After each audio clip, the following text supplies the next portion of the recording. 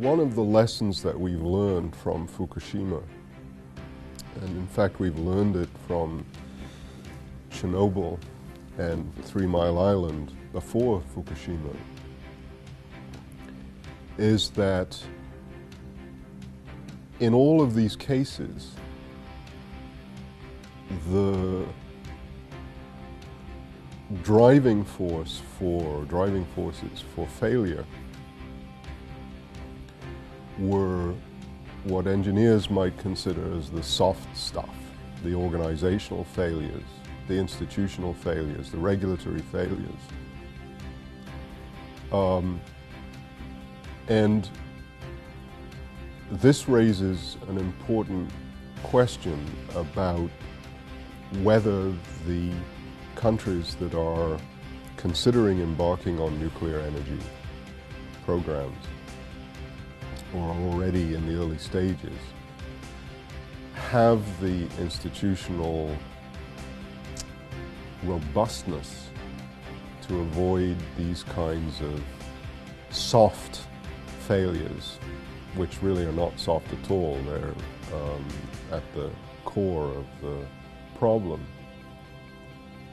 And so when we look at this group of emerging nuclear energy countries, we have to be concerned about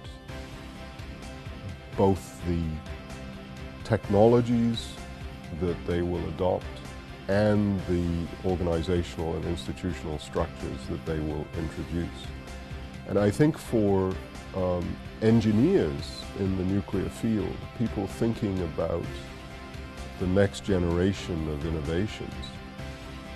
we have to be thinking about technologies, both new reactor technologies and fuel cycle technologies, that place fewer burdens on institutions, on organizations that build and operate nuclear systems. And that, to me, and I think to many of my colleagues, points, for example, in the direction of greater and greater emphasis in our designs for nuclear systems on passive safety mechanisms, to the point where, you know, in the ideal case, we think about and should be developing so-called walk-away safe nuclear reactors and fuel cycle facilities, reactors in particular, which would have the property of, you know, in the worst case scenarios, such as the earthquake and tsunami that we saw in Japan, it would be possible to do what, unfortunately, the Japanese operators at Fukushima could not do because of the characteristics of the reactor technology, and that is walk away and let the reactor shut itself down and cool itself off after it shuts itself down. Is it so implausible to imagine that 30, 50, 75 years from now, this feature of walk-away safety will be a requirement for all new nuclear power plants? Of course, we don't know, but it's something that we need to be thinking about today, given the very long lead times for the development of new energy technologies, including new nuclear technologies. And so as I think about the future for nuclear energy, one of the things that I think about is the difference between the Model T Ford of 1913 or whenever it was introduced and a contemporary luxury automobile. Both vehicles are identifiably automobiles, but there is, of course, an enormous difference between the two in terms of the technology and the capabilities of these vehicles. And I think as we look at today's nuclear power plants and think about the nuclear power plants of the year 2100, I think we will see, I won't be around to see it, neither will neither will you, but I think we will see a comparably vast difference in the capabilities of the reactors of the next century. I think the students in the nuclear science and engineering department have always recognized and been faced with the fact that they work in an area which attracts a lot of public attention.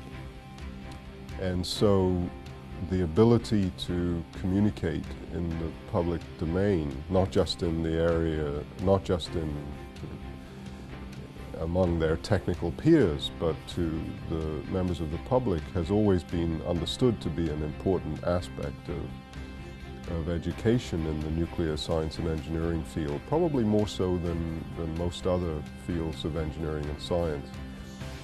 But this recognition really was hammered home in the period immediately following Fukushima, when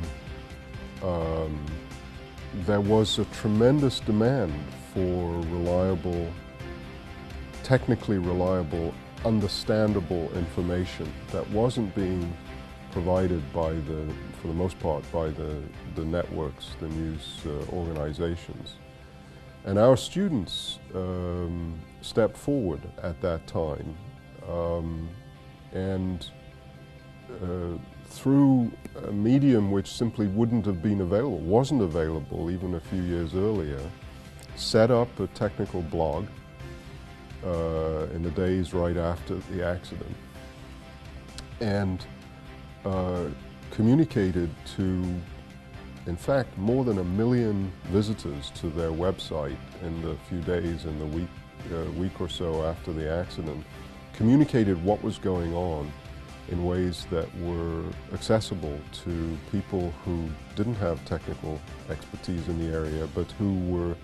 deeply concerned about what was happening, and in many cases considered what was happening as a matter of life and death. And our students in real time were learning about what it takes to communicate information in a way that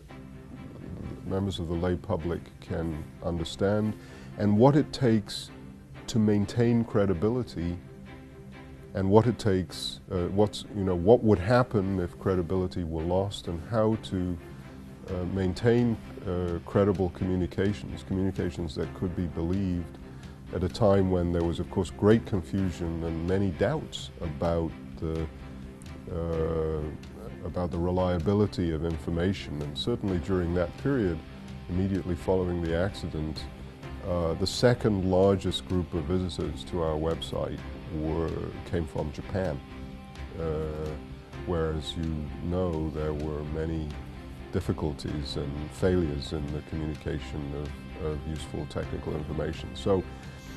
of course, our students weren't the only ones who were trying to provide these kinds of services, but I think it was a remarkable contribution that they made, and it was an education in real time about how to communicate effectively complex information with literally millions of people looking at them as they were in the process of learning this. So it was really quite an extraordinary experience for them, I think.